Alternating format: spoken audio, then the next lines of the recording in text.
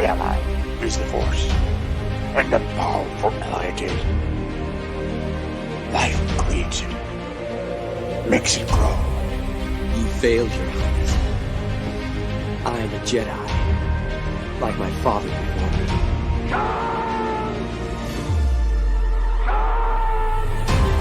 Cry hammer, and let's set the dogs of war. Get right to it, Conan, what is best in life? Crush your enemies, see them driven before you, to hear the lamentation of your women. It's all in the reflexes. Well, I'll also say that you're heavy into martial arts, Tai Chi and all that, killer stuff. I suppose we have to register you as a lethal weapon. Chevron 3 encoded. And somebody ought to belt you in the mouth. But I won't. I won't. The hell I will. Chevron 4 encoded. Do you expect me to talk? No, Mr. Bond, I expect you to die. Chevron 5 encoded. You take the blue pill. The story ends. You wake up in your bed and believe whatever you want to. You take the red pill. You stay in Wonderland. And I show you how deep the rabbit hole goes. Chevron 6 encoded. Not for while you can, little boy. Great Scott. Back off, man. I'm a scientist. You shall not pass! I thought I'd die fighting side by side with Al. What about side by side with a friend? A day may come when the courage of men fails, when we forsake our friends and break all bonds of fellowship. But it is not this day.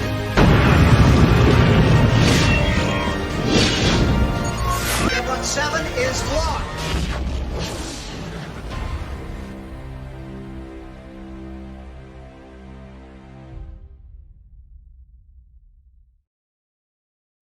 Howdy, y'all. Welcome back to Saturday Night Drive-In, where we take a brief moment in the busy week of suffering the ills and woes of our damaged franchises and things we love to just sit back and watch a movie and then discuss it and have a good time and debate these things, because this is just, and especially tonight's movie, there's a lot to chew on in Last Night in Soho. And that's our movie tonight. Last Night in Soho was Jed's choice. And my first take, I've never seen this movie. You're going to get a fresh take on this. And as I've mentioned him, Jed, the Hollywood scholar. How are you, my life partner? I'm doing great. A little bit tired from spending some of the day at Disney today, Magic Kingdom, for the very first time. But I'm very, very excited to be here talking about Last Night in Soho because I absolutely adore this movie. And I'm excited to show more people this film because it was an abject failure at the box office. It came out just when movie theaters were opening back up after the coup in summer, late, that's part of it. Like early fall. I think it was August, September of 21. So yeah, it did not do well at all. I can also, and I have my subjective take on this, and then I have the objective take. Because subjectively, I'll say this now: this is not my type of movie. Subjectively, this is not a movie I would naturally gravitate to. I had no idea what I was walking into with this. I saw the title. I see Matt Smith. I see Anna Taylor-Joy. I see the Thomasine McKenzie, who turns out to be really hot. I see all of that. Yeah, at one point, I got to say, at one point in the movie, she wasn't dressing down, but it was like stealthing her hotness until midway, where she's getting ready for her date in her to go back, and she pulls off her top and she got the bra. I'm like, whoa, hello.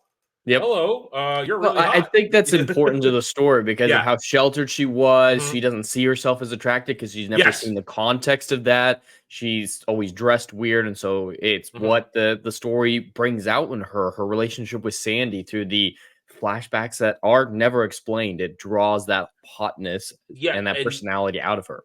And then you get the very end, the final scene where she looks classy, she looks more adult, and it's highlighting her femininity. Than just so again. So and guys, I always talk about beautiful women in these movies because that's what makes these movies fun. Beautiful women. So when I see the chick who has been dressed down a little bit suddenly reveal, wow, she got a rocking body, I take notice, and it's gonna mark on my pervy little brain. We know how this works. But either way, so yeah, it's subjectively not something I would gravitate to if I knew what it was. but objectively, I can separate them because objectively, I will say this now: it's a well put together movie. The direction is spot on because my only parts that I will criticize direction are towards the end. But when we get there, and a couple minutes between, like I would have liked a couple little bit more of a world building substance in a couple of things. So would have been that. So before we get started, let me say hello and howdy to the chat.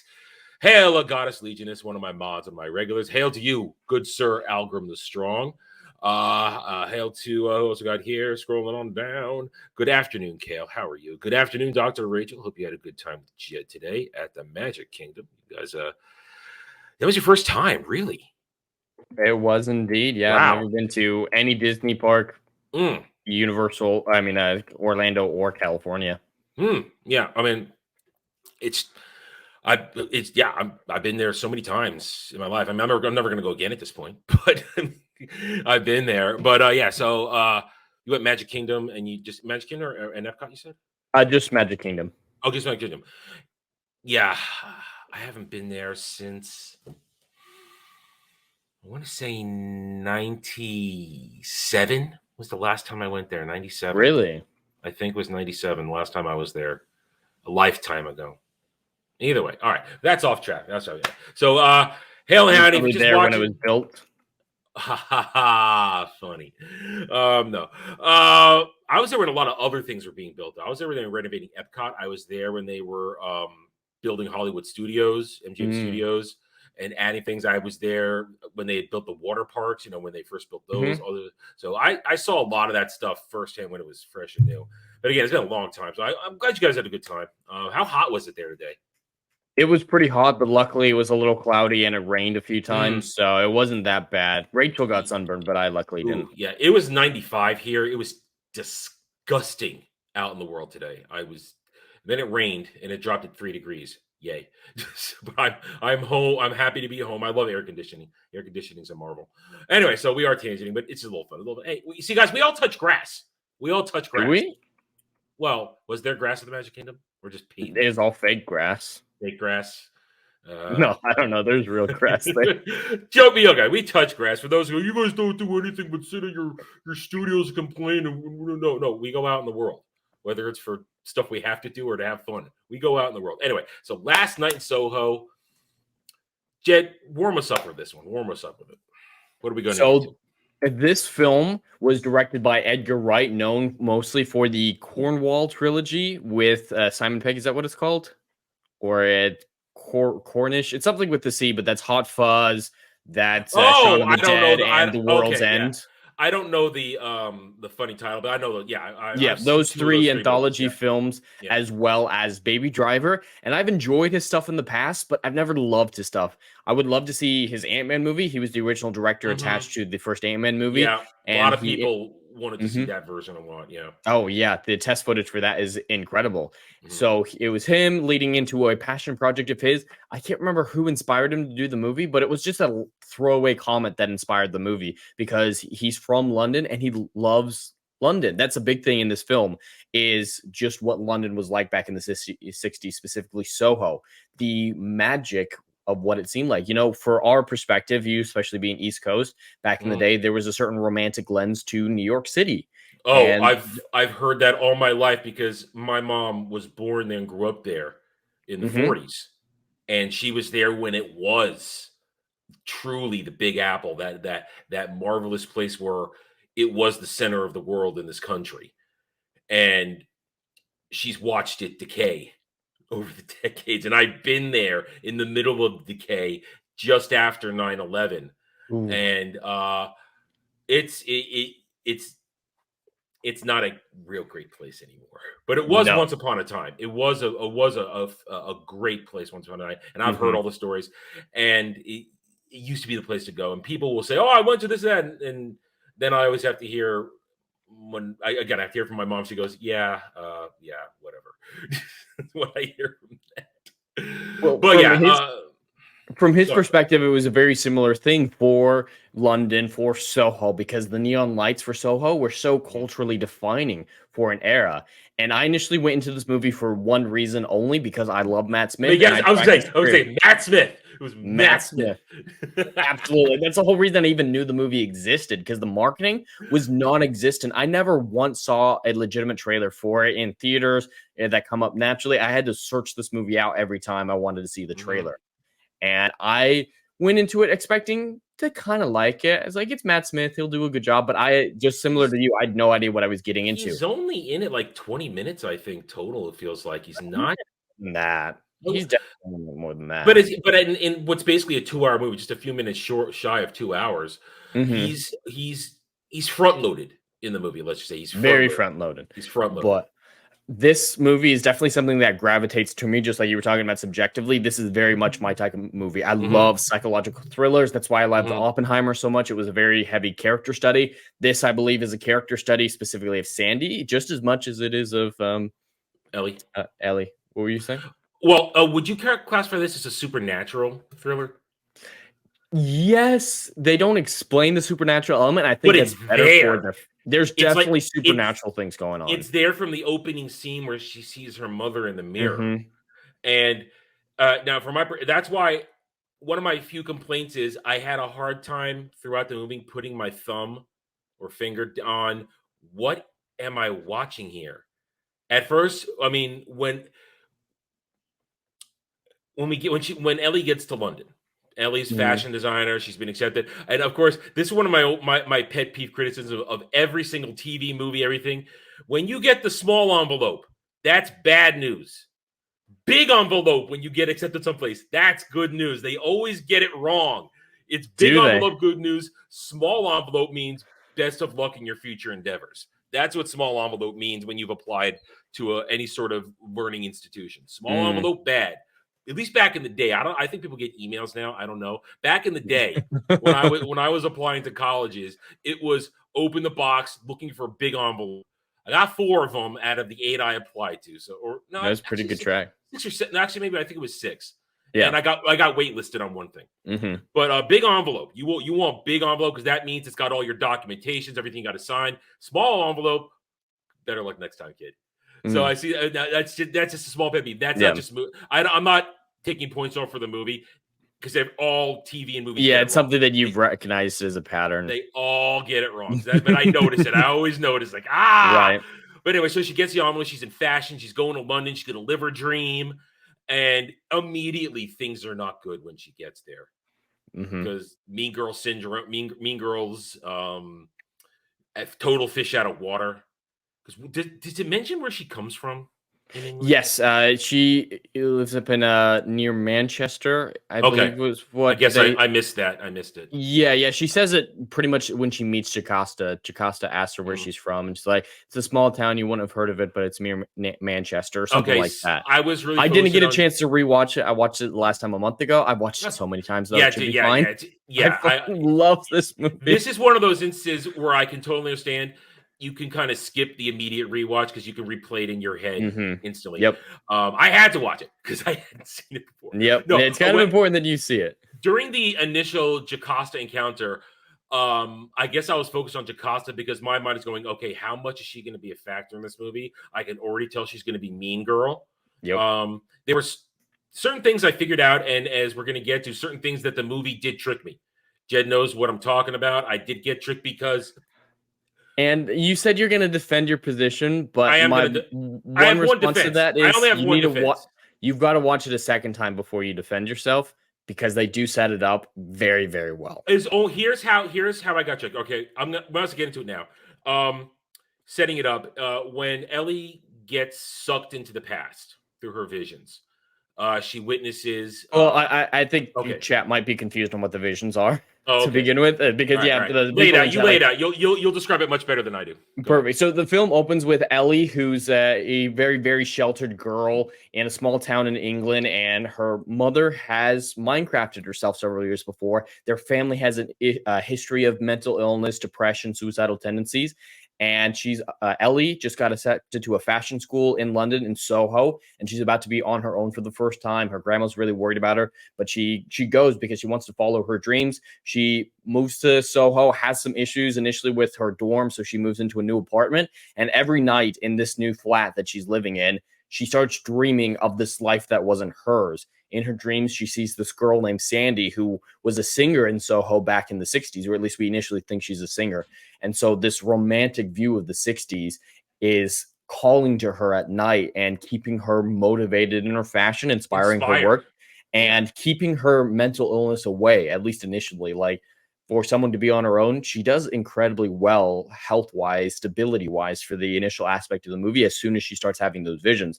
Because before the visions, she's a mess. She nearly goes home. Jocasta, a bully from the school, has got her on her last leg. She is done. She's sobbing. She's done. But those visions, they give her something to hope for and expect. So every night she gets excited to get back in bed and relive the past once again. But unfortunately, things start to get a little bit darker.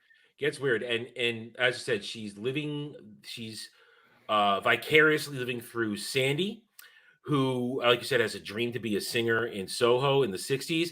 And when she goes to a big nightclub, she gets in there and she tries to, how can I put this? She tries to, what's a good word? Put her weight around. Yeah, that's one way to put it. Yeah, she tries to she acts like she's a big star, even though she has yeah. no experience. So she just comes into this massive club. And it's a prestigious one, like only the best of the best. It's like a type of club that you'd only get like Taylor Swift singing at back in the day. Like you had to be something special to sing there. And she just waltzes in. There's like, I'd like to speak to the manager. I'm going to be the next big thing singing at this club. And owner's not there. And the bartender says, well, if you want a manager, you go talk to Jack. And there's Matt Smith's Jack being all, hey, ladies, being all suave, debonair. Well, before we move on to Matt Smith, I want to briefly mention that one of my favorite parts of this film is its cinematography and the way it draws Ellie as much as the audience into these flashbacks, because all the glass work, the surrealness. I give the surrealness overall a 9 out of 10. It only sort of falls apart for me at the very end of the movie. I think I know what scene during the climax. Yep, I know exactly what you're talking about. It's like you just took a step too far. It's that step too far. Well, I'm a person who loves to watch behind the scenes. I love the art of filmmaking. I love finding as much about it as I can. So I watch the behind the scenes on this. And so much of this is practical. Like the set that we're talking about, the nightclub, they have it mirrored. They have two separate identical nightclubs where everyone is mirroring a double. They have to work in double. So like the coat check guy who takes Sandy's coat at the beginning, I don't know if you recognized him from Harry Potter, but the coat check guy was Fred and George from Harry Potter. One was on one side of the set. Paying attention close. Brother was on the other set, mirroring each other. And there's just a bunch of intense acting choreography just to get everyone to move. Oh yeah, the dance scene, the initial dance scene where he twirls her and they switch that's back all and forth. Practical. Yeah, that's all practical. This movie is a masterclass in practical surrealism, and I just love the technical art of this film. Yeah, I can understand that. It really is. And like I said, objectively, it's a well-made film and a well-put-together film and a well-directed film. Because a lot of these shots require precision, especially, I wouldn't call it jump scares, but jump scene shifts is a good way I put it in my head, where you have to have Ellie suddenly wake up or something shift around. And I do love the mirroring of Ellie on one side, Sandy on another, or and early on when they switch back and forth. And here's the thing, though, like you mentioned, Edgar Wright and whoever, I don't know who wrote this. He wrote it himself. He wrote it. Okay, wrote and directed. Okay, so I'm gonna lean into that again. This might be down to interpretation that the mother. That I'm going to lean to the supernatural of this. This movie has all kinds of supernatural flavoring to me. I'm going to say that Ellie's mom had the same gifts that Ellie does, but couldn't handle it and therefore presented as the schizophrenia, which is why she Minecrafted herself. And I don't think it's mental illness. I think it's psychic abilities. That's what I think, that without it being said, that's what's coming through to me when I'm watching this. So Ellie is connected to her mom, and She's she definitely feels sensitive. things. Yeah, she's for lack of a term, force sensitive. I mean, she feels it, she gets it, she understands the flow, and because of the horrors that happened in her new flat in the house or her room, not a flat, a room. Sorry, it's a room where she moves into. It's both. Yeah, It's okay. called a flat. Okay. I know nothing. I live in stupid condo apartments and real houses, and I know nothing. Anyway, I think there's when we get the full picture by the end of the horrors that happened in that room. I think it's such a psychic imprint that it really manifests her abilities. Because look what happens. Where did the hickey come from? Yep, there's definitely some manifestation because she's not just reliving the spoiler alert for the end, all the dead men in the room. She's not just living through their eyes, she's living through Sandy's experiences. So both the men and Sandy have left an imprint on this room that Ellie's somehow tapping into. Jumping forward, just to get so you can understand what we're talking about. Sandy hooks up with Jack, played by Matt Smith, and you think he's a manager. You think he's going to be a really nice guy, give her a leg up, brings her to a special club, thinks she's going to get on there. She only ends up being a showgirl on the side, not the main act. And then we quickly learn, and here's one of my small criticisms: we quickly learn that Jack is not a manager; he's a pimp. He's a full-on pimp slapping pimp, and turns Sandy into a whore. He does. And one of my small criticisms is I wish, and we'd got maybe a montage of Dream Nights that had gone from him being sweet and nice into the more darker aspects. It was a really sudden shift from you get your big, here's your first break to, wait a minute, I'm with Jack. Oh, I'm okay with this. You go screw that old dude to get your leg up. And it's not even getting a leg up. No, she just had her legs up. Yeah. And that's the thing. It does come across as like it happened quickly. From context, we can tell that it took a little while. It took a while. But I would want to see a little more Matt Smith trying to be Mr. Nice Guy and then descend into, now I've just turned you into my bottom bitch. Yeah. Seeing the transition would have been nice. I think it does make sense in the context of the movie to have it sharp because Ellie's reaction to it needs to be sudden. True. The way that it impacts her in the real world, the sudden fall, like that euphoria she was feeling initially, she's finally doing that's good. What I wanted more of the euphoria, because I felt it would have been even more impactful if we had seen her completely drawn into this fantasy life that she's vicariously living through, or this past life, and then have it suddenly turn into that. Now, I give Edgar Wright a lot of praise for not having us for not putting Ellie through the sexual situations herself, just watching it. I think that was a good directorial choice to watch Sandy do it and not have her then blip into, like they would change places sometimes. I think that was a very good directorial choice, because that would have been one of those too far moments, because that really would have shattered Ellie too quickly, I think. Yep. I would 100% agree. And when talking about that shattering of Ellie, the abuse that Sandy goes throughout the film, that is one problem that the few people in our sphere who have seen this movie have laid against this film. Is a lot of people think this film is woke. I don't believe that. I don't agree with that whatsoever. But it can come across that way. Like, it's talking about hard stuff. It is talking about how some women in the past have been taken advantage of, how Sandy was taken advantage of. But I don't think it was a political message. It was just, that's what this person has gone through. And I wholly disagree that it's woke. It's just the story. I don't see the woke. I don't see it at all. The only thing I will say is that the only person who is an innocent in this, there are only two innocents in this.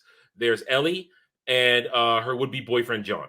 They're the only two innocents in this. Everybody else is either a startup villain or devolves into villain. Yeah. Well, Grandma's good too, but Jacosta's terrible. Jocasta is a monster. She's full on mean girl, evil bitch. I nearly cheered when Ellie nearly stabbed her in the face. I knew something was coming. Like, okay, the phantoms are there, but you could tell through really good scene movement that they were overlapping with people. Like, you see the librarian clerk who she first goes to get the slides. One had been there, but then it's like half a second. If you're not watching it, you miss it. Then he's there where that phantom was. Yep. So you realize, okay, the phantoms are overlaying people. And then I saw in the scissors, oh shit, she gonna kill somebody? Oh shit. And then John stops her from committing murder, killing Jocasta. Of course, Jocasta deserved it for being a evil bitch. She was a bitch. And there's always that wonder, did she put something in Ellie's drink? Mm-hmm. Never accept a drink you didn't see poured or pour yourself, my friends. Never do that. No matter who you are, man or woman. Yeah. Never do that at a party. In a restaurant, your drinks are going to come to you. Yeah. But never at a party or anything like that accept a drink you didn't pour yourself or watch be poured. Never. That's a friendly tip. Yeah. For I personally believe Yocosta put something in there. I don't think it was anything major. I don't think it was a roofie or anything. I think it might have just been like ecstasy or something. But it's one of those moments where, again, this is good direction, good writing, and good production. There's no knowing.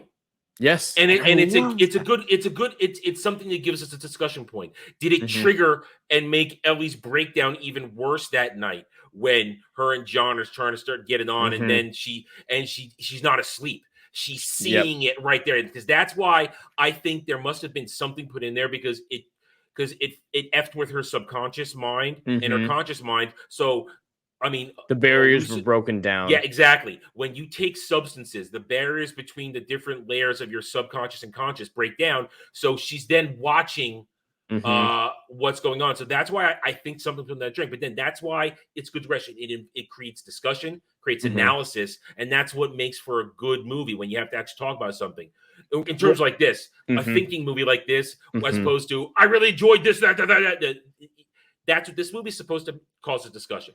But to my point, what I was saying before I go back to what you were saying, Sandy's descent into being a serial killer. She had a choice not to do that, but she made that choice. So she's in the end as much a villain, because did she need to kill John when he came knocking at the door? No. But that's the default setting she has now, to behave like that. So she is a villain. That's what a lot of people said, is they're not okay with Ellie forgiving her at the end, which makes her woke. And I don't think she necessarily forgave her, but she understands. She said, I understand. Yeah, you can understand and relate to a villain, but not approve of their decisions. And so I don't believe it's just woman, you were put through some bad stuff. It's okay, I agree you with murdered you. them. If that had been the ending, that would have been woke. I would have called this movie woke if that had been the ending. But Ellie's just like, I understand what you went through. It sucks. That was sorry. It was horrible. It was. I mean, and listen, that's still a modern day thing that happens. These girls go out looking for fame and fortune. They sign up with a modeling agency, but it turns out no, and then get taken advantage of. You're going to be on your knees and on your back with your mouth open a lot. That's what ends up doing that. And some girls, if that's the life you choose, getting into that industry, whether it's escorting or on camera. Hey, that's your choice. And if you're okay with it, that's fine. But the girls who didn't do that, or generally wanting to be some sort of actress or singer or this or that, that's the horror of it all. Well, I did want to follow up on a comment you made talking about the ambiguity of this movie. I think this film is a masterclass in ambiguity that most modern films need to take a note from, because a lot of films spell things out in such excruciating detail. They don't assume the audience has any intelligence whatsoever. The art of ambiguity in films is nearly gone. And I hate that, because Inception is one of my favorite movies. It's very much a psychological thriller similar to this. And the ending is one of the most iconic ambiguous endings of all time. Ambiguity is a powerful tool in a filmmaker's arsenal. And that's what I think is the true aspect of putting yourself in the story. That's the important aspect of putting yourself in the story, not the, I need to look like this character to put myself in the story. It puts you in the story so that you have to figure it out. And maybe there isn't a right answer. Sometimes there's not a right conclusion. Your conclusion is right. And that's the power of ambiguity. Similar to one of the most famous things of ambiguity back in the day as well, whether or not Harrison Ford's character in Blade Runner was a human or not. It was a debate for a lot of years, and then they freaking ruined it, apparently. Yeah, there's no sequel. There's only one Blade Runner. And now, here's the thing. To your point, I'm not the biggest fan of ambiguity. I am a huge fan of closure. I love closure. I like storylines and threads and character stories. I like everything to be tied up eventually. Yeah. But I appreciate what you're saying, because sometimes it's not a universal thing. That's where I was going. Sometimes the ambiguity should not be thrown out there all the time. It should be sparingly used in certain types of genre. It works in this movie. Especially that final moment where she turns around, and instead of seeing her mom and herself, there's Sandy, young Sandy, back in the mirror. But why? and to what extent is it a fragment left in there, or is dead Sandy following her around now like her mother? But then I think my conclusion is when she walks up and again, this is symmetry for the movie. The first time they met, the touching of the mirror and the flip, and then she touches the mirror again, but they don't flip, which to me says to me that Ellie's in control. Yep. And she will not be sucked into Sandy's psychopathy anymore. So I would agree. That tells me. That's what that tells me. But this is where ambiguity works. Any good writer knows that there's a time to use a plot device, there's a time to use a storytelling tactic, and then there's a time not to. Edgar Wright, I will say again, objectively speaking, he knew exactly how to manipulate this movie using ambiguity, and it does it well. And I'm not turned off by it. That shows you, as a guy who likes closure in stories, I'm not turned off by this because it was executed well. Again, the objectively speaking. Subjectively, I was torn the whole movie of where are we going, what are we doing, what type of movie is this? It wasn't until literally the third act that I think I finally understood what kind of movie I'm watching. Now back to the point I wanted to make earlier. I think I remember what I wanted to say earlier when we had to give more of the world building for those who hadn't seen the movie. My mistake. Now, again, this is a well-cast movie too. When you have the likes of Terrence Stamp in your movie, you know you got quality acting. Now, Terrence Stamp, when he gets first introduced walking out of that building, the reason, and when I sent this to Jed, I was 43 minutes in before I stopped and had to go do stuff and come back. I said to Jed, 43 minutes, said, Terrence Stamp is old Jack. And when I got back home, Jed replied, yes, Terrence Stamp was in the movie. I'm like, and that's when I knew I got it wrong, but I had to keep going to find out how wrong I was. Now, here's the thing. Here's why I thought. One, the movie wants you to think that. Oh, it absolutely does. That whole when she's seeing Jack and Jack's spirit gets overlaid on top of Terrence. That's what I thought. That's what I'm like, oh, I figured it out. Yay, me. But here's where I first thought it. When Terrence Stamp comes out, when we first see him and he walks out of the building, he does the Jack smile when he first appears. And that was what hooked me that he was going to be Jack. You need to rewatch the movie. Well, yes. He does the Sam Cordington smile. I know, but I mean, it's just that's or whatever his name is. Well, yeah, his actual character. Terrence No, in Sam's one scene in the flashback with Sandy, every single mannerism he does, even the way that he like holds his drink, is exactly like Terrence Stamp. Down to the way his eyebrow twitches. Yeah, and the way he says, I'm not going to get that on a first watch. Yes. That's one of the few times I admit that normally when I watch something, I get like 80 to 90% of something when I watch something, just because that's how my crazy ass memory works and my attention to detail. But I didn't catch that because it was quick.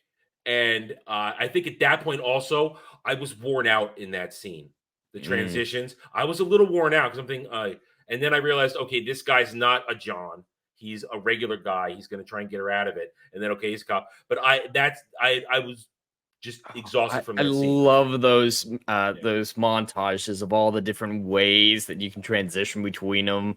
The pure technological marvel of this film, because there's so little CGI. Yeah. This film had a budget of, I think, $60 million. Which is wow. If it had been released on a regular schedule and gotten at least a decent shot, not without coup restrictions, it might have made a decent profit. Yeah. If it had with all those caveats, it still made $70 million, I think, in the end. Yeah, so, but that needed. Yeah, it needed $200 million break even. So yeah. Yeah, it still did pretty well, all things considered, and I think a day and date release might have helped. But look up, I think it did pretty well in DVD sales. But as I said, I got tricked, and you guys know I hate to admit it if I got nailed, and the movie got me. It got me. I fell for it right up until he was walking up the stairs. And when he was walking up the stairs, when I started to think he's not behaving like Jack. Oh, is he the cop? And then he's the cop. Yeah, it wasn't. It wasn't until the last 30 seconds before he got killed, but just like complete accident, that I was fooled. So I was fooled, and you guys know I hate to admit that, but I got fooled. The movie got me. Movie got me. Mm-hmm. But all right. So where do we go from here? So well, where do you want to go from here on this then? Where do you want to go? Well, I think we should talk about the costumes briefly. Yeah. Now, I would have to put somebody in front of this movie. Put me in front of somebody. Put me in front of somebody who really knows costuming to give a solid take. Like, I mean, person again, Just I would do briefly, that. yeah. Person I would do that is my mom, because my mom has a super attention to detail for costuming because she's lived through all these eras. So she was there. She knows what it looks like. She was in college in the 60s, so she knows what all this stuff looks like. So I would go to her to tell me how accurate this was, because fashion was across the world. It wasn't just London fashion. This was 60s fashion in that kind of part of society. So all I can say is everything looked nice. I wonder, again, here's the ambiguity. I wonder, was that actually Sandy's jacket she was wearing? Because they did say it was an antique. The shop owner did call it an antique. Yeah, I wonder if that was Sandy's leather jacket, which amped up the connection and stuff like that. Because then we see Sandy wearing it during one hallucination moment or one out of her body experience moment. And so, but I everything looked nice. I know I'm not sure. My mom, who was a hairstylist too, would tell me, was the hair right? Was this type of right? She'd be the one to tell me if everything is right. I don't have a personal eye to that. So, I mean, if I'm trying to, and again, I've rarely done this, but if I'm trying to nail a specific feeling of a style of dress or hair for a story or a character, I go to her because she can tell me, if you're mimicking it on this era, this is how it should look, and this is what you should say word wise and description wise. Because also my maternal grandfather, he was in the clothing business, so again, she has a deep understanding of clothes, looks, style, hair, all that stuff. So that she is my center of cultural society from that kind of era. I get all that. The point is, it looked nice. Everything looked like it looked right, but I can't give a definitive answer if it was accurate. I'd have to put it in front of my expert witness. I pretty much have the same perspective on it. I'm not a fashion expert, as you can clearly see by looking at me half of the time. But I can't speak to accuracy. I can't speak to design. I just think that the costumes all fit perfectly to every scene, and Ellie's own costumes help understand her current state, her current psyche. And I think that's the important part. Is we can see the transition. The same thing with the music. The music is very important in this. But I have one critique of the music, but we'll get to that later. We'll get to. But yeah, the costumes, just seeing Ellie's transition, just like you mentioned at the end of the movie when she's well put together, looking very feminine, but she's not in the psychotic, makeup stage that she was in the third act, at the climax. Like it's very interesting how every scene, every character's costume is important. And you need to pay attention to that. And I love all the small details like that. And this just made me fall in love with 1960s Soho just as much as Ellie and Sandy were in love with it, at least initially, because it seems like a magical place, especially when Sandy is in Jack's car at the beginning of the movie and they're going around the square in Soho. And they're like, these lights are probably the closest thing many people get to the stars or to be a star or something like that. With the cost, it feels so immersive. It feels so real, especially considering its dialogue. I'm going to hedge my bets and say they put enough effort to make it as accurate as they could. That they didn't skimp, Yeah. Because I'm gonna hedge my bet to say that they got as close to right on as they could, and it felt it. Everything felt right, and right down to, again, the music was there. But my only critique of the music is I don't like the covers they used for some of these songs. I would have preferred maybe they couldn't license the original. Maybe that was it. But some of the covers, and I can't specifically say which ones, but a few of them I would have preferred different versions I've heard over the years. But the music is drastically important because it's actual music from the era. And which makes up the soundtrack. There's no original music for this movie. It's actual, for the most part. It's actual music of the era tied in, and it's tied to Ellie's mental state. And that's important. And again, like you said, and it's a very complex weaving. When you've got her when she gets there, she's got bumpkin look, and then she goes full on 60s glam London look, and she's got the style and everything like that. And then you watch her adapt it to herself, but then slowly her hair gets stringy, it gets hayed, it gets split. Her makeup descends from perfect to smudged, and everything about her from down to her clothes, and then the music is tied in with it. It all shows her descent into, I don't want to say madness, but into losing herself in it. Because again, I'm saying this, I'm going with the theory from my perspective that the supernatural thing has so overwhelmed her that it's drawn her in. She's not losing her mind, but she's losing herself in it. And she's again, you could say, well, you're going to say she's breaking from reality. She must be crazy. Not you, but no, she's breaking from herself because she's so obsessed with saving Sandy. And at one point during a certain dream sequence where she broke through the mirror to grab her when Lindsay was trying to get her to break free, I thought this is going to, again, this is where my objectivity and subjectivity kind of blur together. I thought this was going to be an instance of breaking down time and influencing the past. I thought we were going to get a little bit of that because she broke through that mirror and grabbed Sandy. And I thought, when we thought Sandy had been killed, I thought, is she going to somehow break down the walls of time and influence the past and change things? Is that the kind of movie we're in? That's one of my few objective criticisms of the movie, is that I didn't know what kind of movie I was watching till the very end. And I think that was on purpose because they wanted you to feel just as confused as Ellie, in my opinion. Like this is about Ellie. This is about Sandy. The supernatural elements are more framing devices than essential plot devices. So I think getting into the psyche of Ellie was more important than the evolution of the mythology, the investigation of the supernatural. And it would be cool to find out all this, but I think that would make it a very different movie. I don't think they needed to. I don't think Edgar Wright needed to, because Edgar Wright, he did enough. Again, show don't tell. Show don't tell. So much show. He did enough show that I'm convinced this has a very large supernatural aspect to it. But I didn't need an explanation of where her powers come from. Did her mom have it? How's the evolution? Blah, blah, blah, blah. I didn't need that because you showed me enough that she sees all the stuff. And again, I go back to the hickey. She had the Jack hickey on her neck from when Sandy and Jack first had sex or made out in the phone booth, whatever it was. Yeah, made out in the phone booth. Either way, so that's it. There's enough evidence of show evidence without telling me, because he's trusting me as the viewer, as the audience, to put the pieces together and come to my own conclusions. So that's why I'm okay with it. I don't need to be told these things.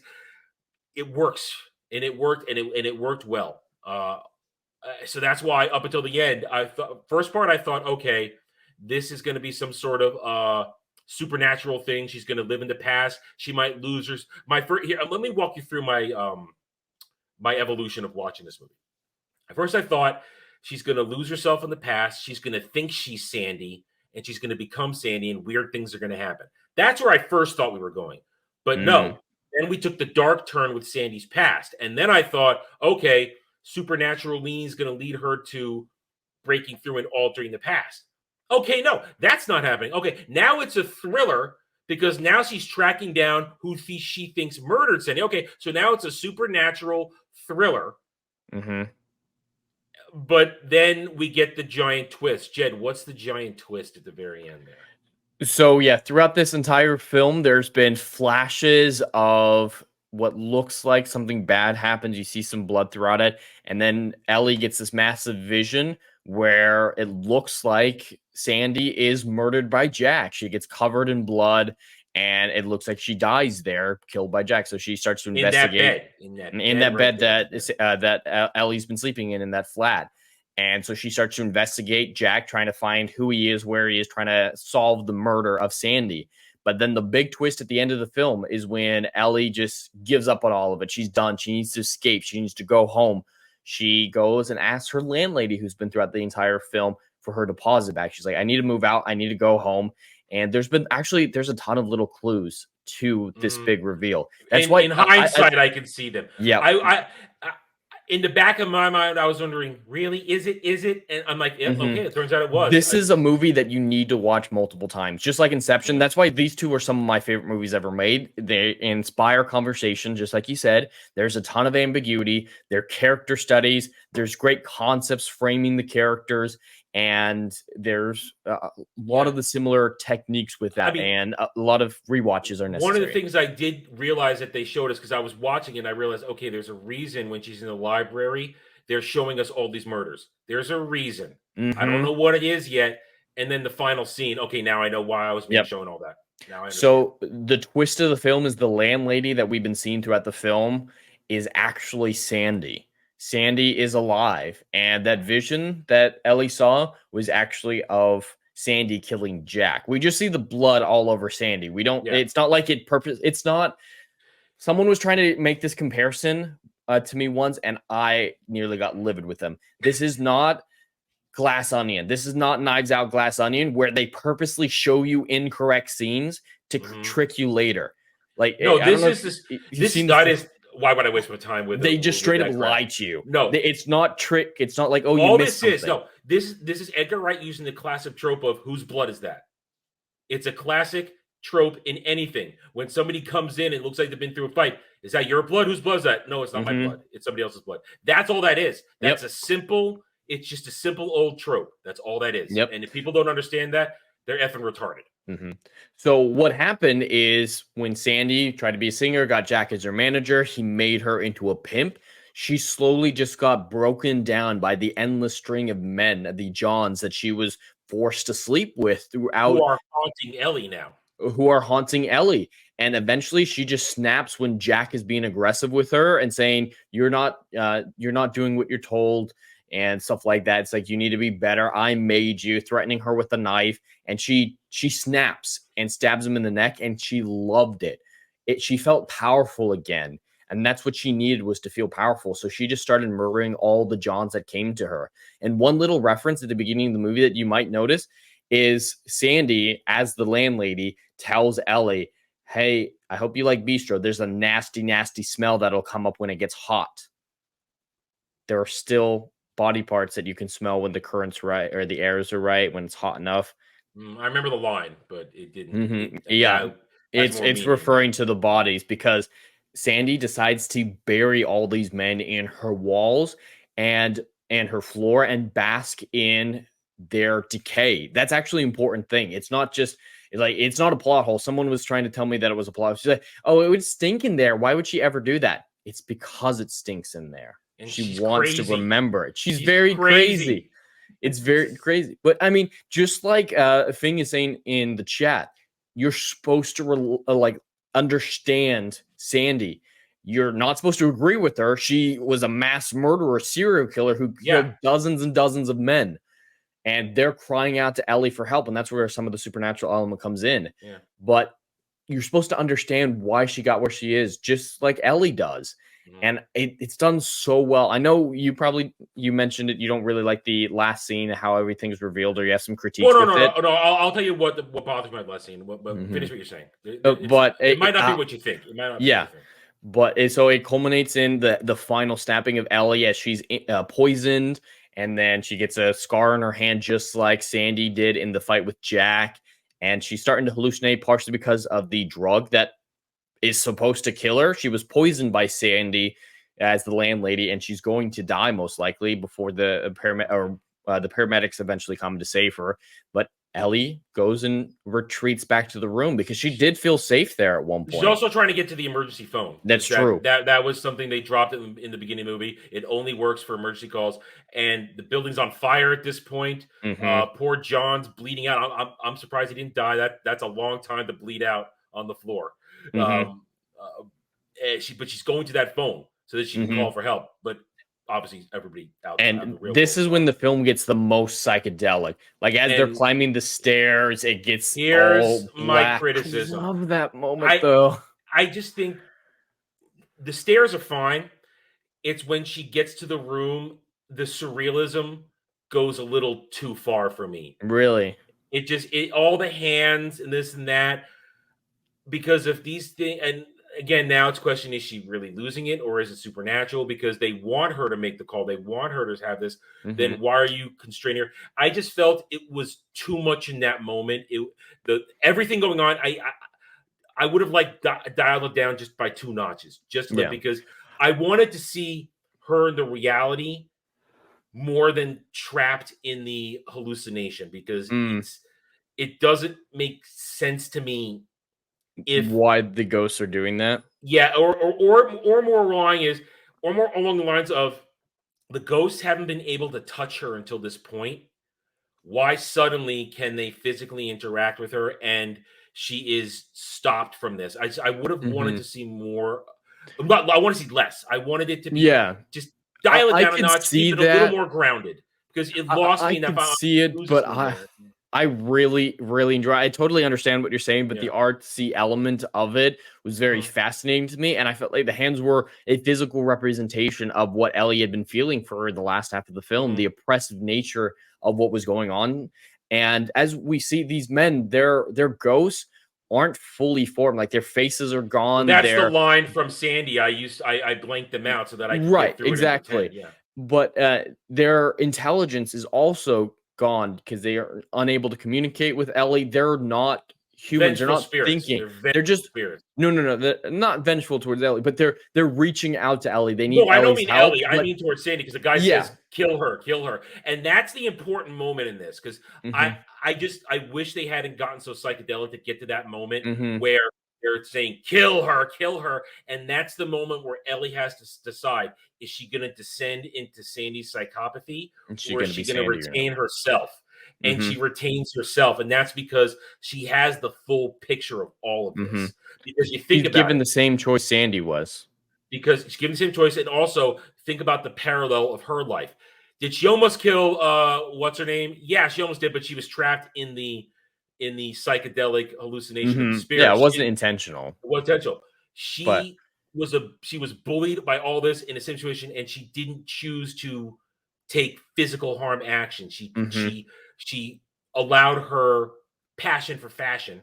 I didn't mean to rhyme that, but it just happened. And she allowed her passion to save her from it, and even finding a nice guy. And that's one of the things I think was done well. They managed to maintain that John, even from that first moment they sees her when he's eating the apple on the staircase, he was just a nice guy.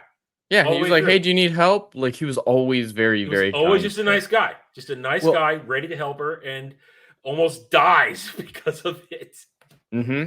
Well, and I think the important difference between Ellie and Sandy that lead towards them making different decisions when they're given the choice to be violent or not is where they come from. Because when we see Ellie for the first time, she's sheltered, but she's incredibly kind. She's very caring.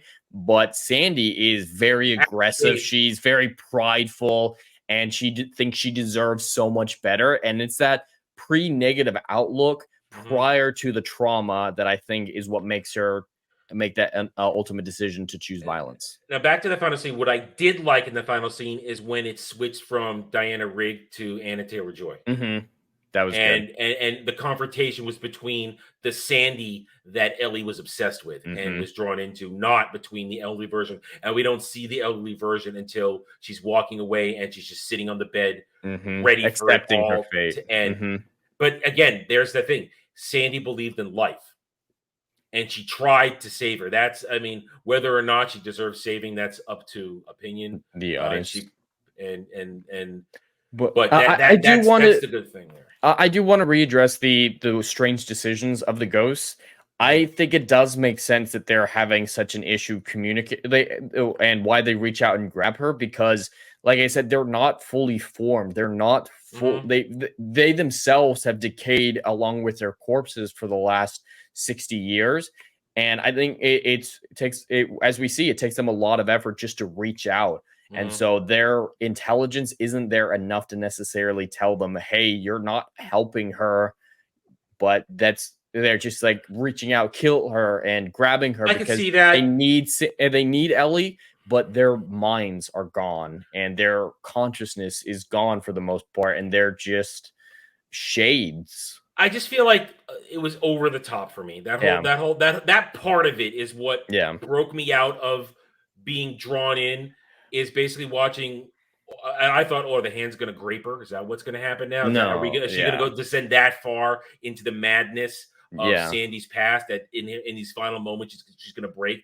That's what I felt, and I didn't like it that it took me in that direction when I should be sitting going, come on, get to that phone, or get away from her when she chasing the knife. I didn't like that I was broken from that mentality. That the imagery just took me out of the way I should be feeling watching the scene. That's my problem with it. It was just too amped up with that, and it broke the concentration I had, how I wanted to feel for that scene. And then for a moment, I was broken out of it, and that's my problem with it. I do understand your perspective, but I'm a big fan of psychedelic stuff, and as long as it's justifiable within the story, I think it does work. Yeah, it's just subjectively to me. Yeah, that's why I've been saying since we started this discussion today, I have the subject. I am making it very clear how I feel subjectively, but I've been making it even clearer how I can look at this movie for objectively as a movie. So it's subjectively didn't bother me, but objectively it still worked. I just wish it had been a little less, and it didn't break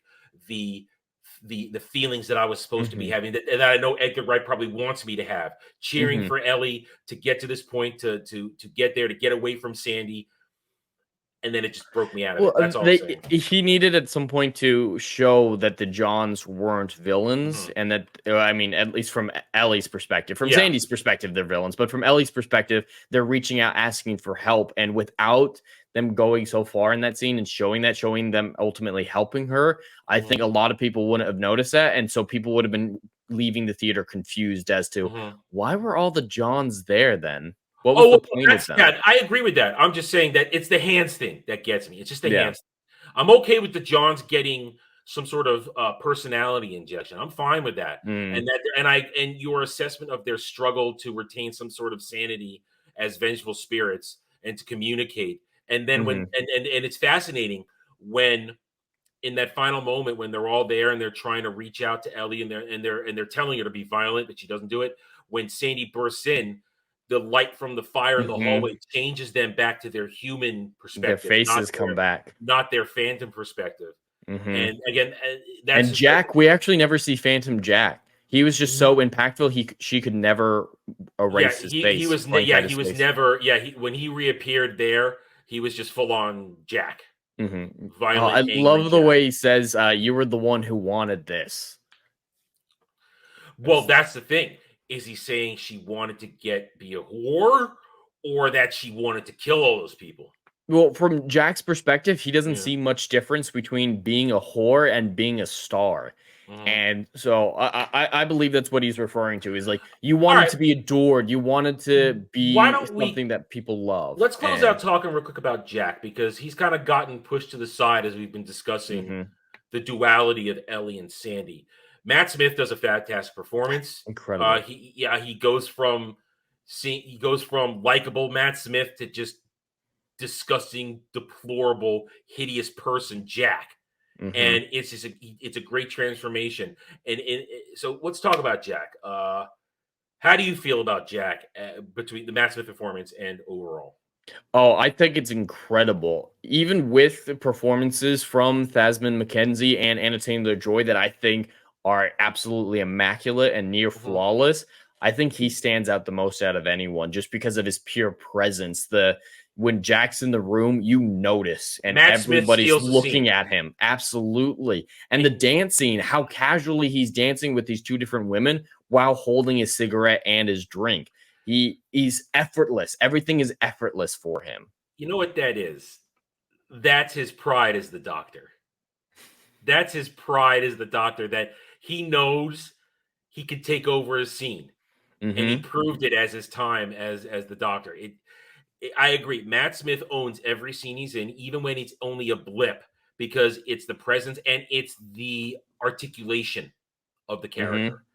The power of Jack, like you said, Jack's influence over Sandy, and then I don't, is horror the right word that Ellie feels when looking at it? Is that the right word? The horror, his horror presence, his dark presence that infects Ellie where she gets obsessed to the point where she thinks Lindsay is him. Mm-hmm. It's Jack Sparrow. And like I said, I feel like, I mean, I guess we could calculate it somewhere, or maybe somebody's calculated somewhere. I mean, Matt Smith is not predominantly in the movie. He's front loaded. He's there in the beginning, but then it's flashes or side glances or Shade Jack, Phantom Jack, Mm-hmm. who, like you said, masterfully is not phased out because he is the core of Mm-hmm. Sandy's darkness. He's the core, he's the center, he's the catalyst of it all. So you can't shake that. He will be there. And how occasionally, and I like how, what I do like with Shade Jack is how he sees no difference between Sandy and Ellie. Yep, that's true. They're the same to him.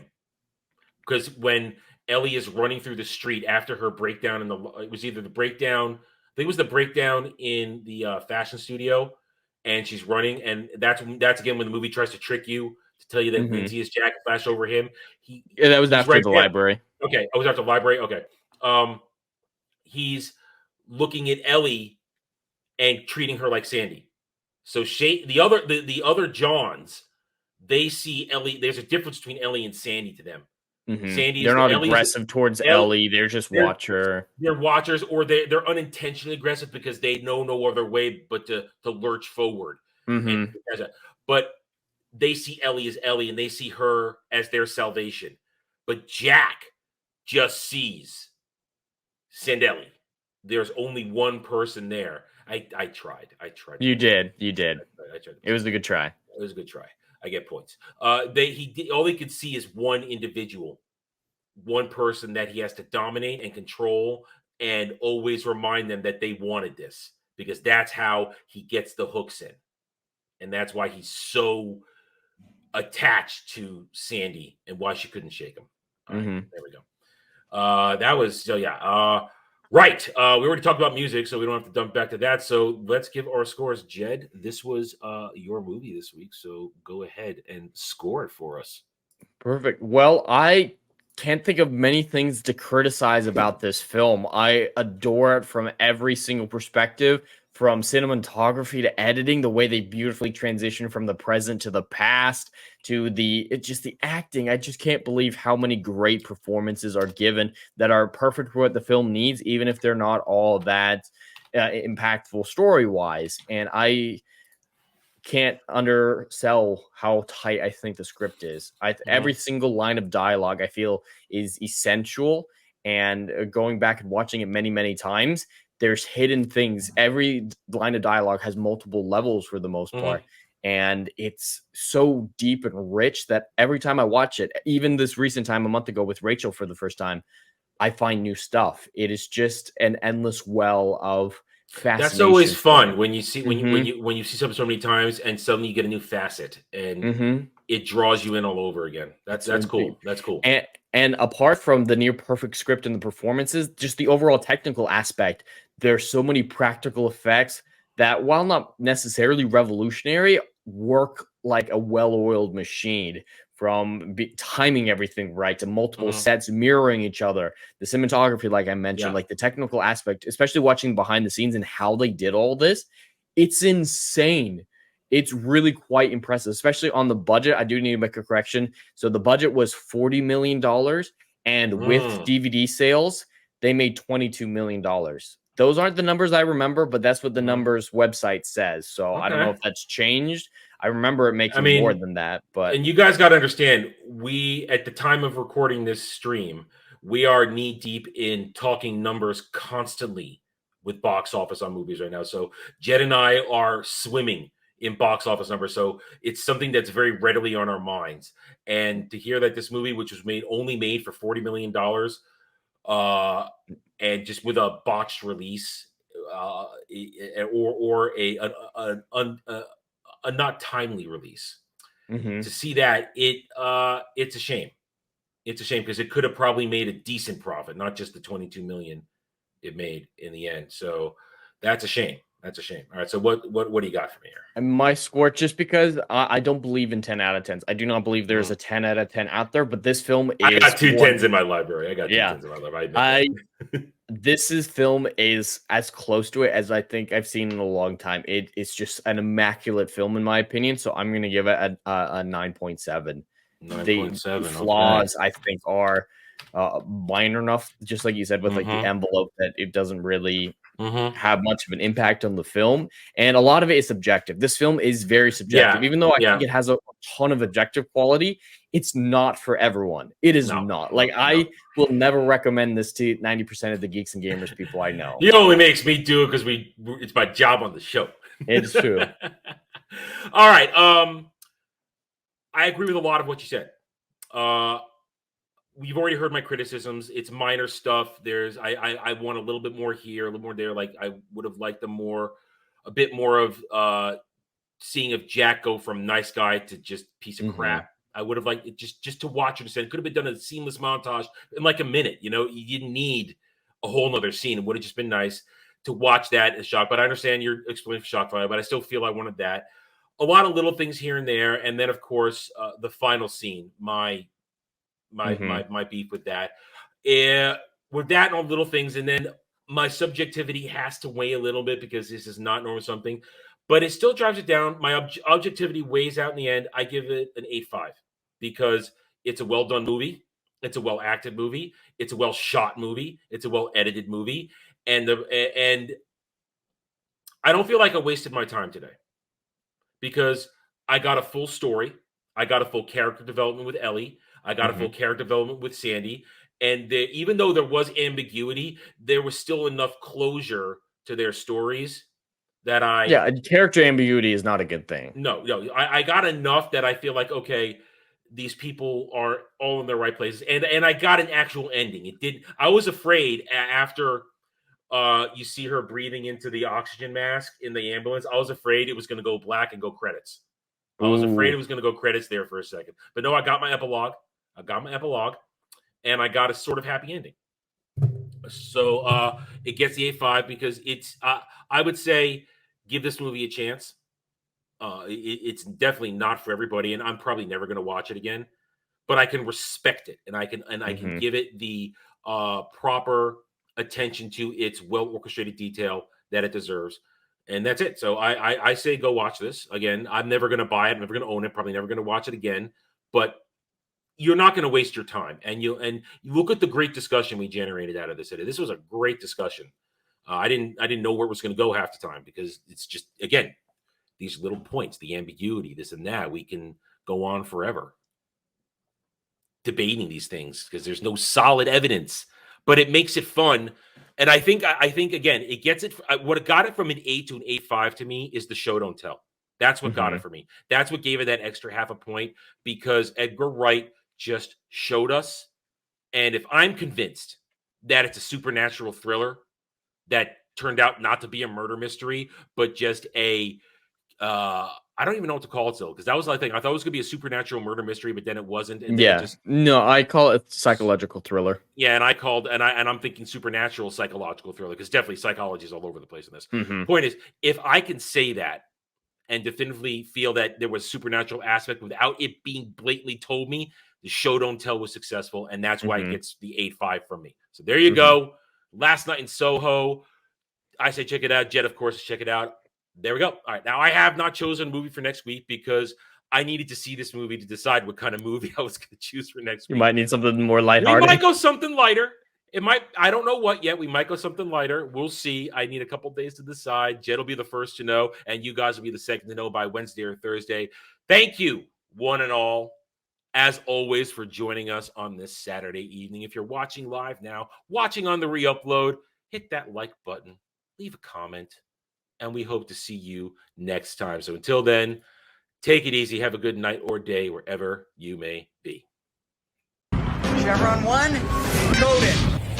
For my ally is the Force, and the powerful ally it is. Life creates it, makes it grow.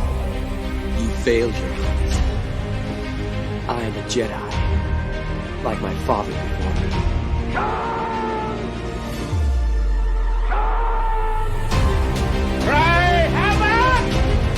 And let's set the dogs of war. Chevron 2 is coded. Conan, what is best in life. Crush your enemies, see them driven before you, to hear the lamentation of your women. It's all in the reflexes. I'll also say that you're heavy into martial arts, Tai Chi and all that, killer stuff. I suppose we have to register you as a lethal weapon. Chevron 3 encoded. And somebody ought to belt you in the mouth. But I won't. I won't. The hell I will. Chevron 4 encoded. Do you expect me to talk? No, Mr. Bond, I expect you to die. Chevron 5 encoded. You take the blue pill. The story ends. You wake up in your bed and believe whatever you want to. You take the red pill. You stay in Wonderland. And I show you how deep the rabbit hole goes. Chevron 6 encoded. That's why you can't, little boy. Great Scott. Back off, man. I'm a scientist. You shall not pass! I thought I'd die fighting side by side with an elf. What about side by side with a friend? A day may come when the courage of men fails, when we forsake our friends and break all bonds of fellowship. But it is not this day.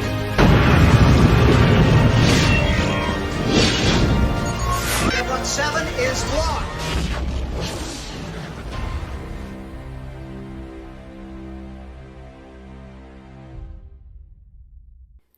Thanks for watching, everybody. If you'd like to reach out to me, please email me at theranernerd@gmail.com for all channel business purposes. I am on Twitter now, mostly for promotion and sharing of videos, maybe a little shit stirring here and there, who knows, @theranernerd. You can also find me at the Geeks and Gamers forums under @ROAS, and you can see me on Rumble and Odyssey under the Renaissance Nerd. Thanks again for watching. Take it easy.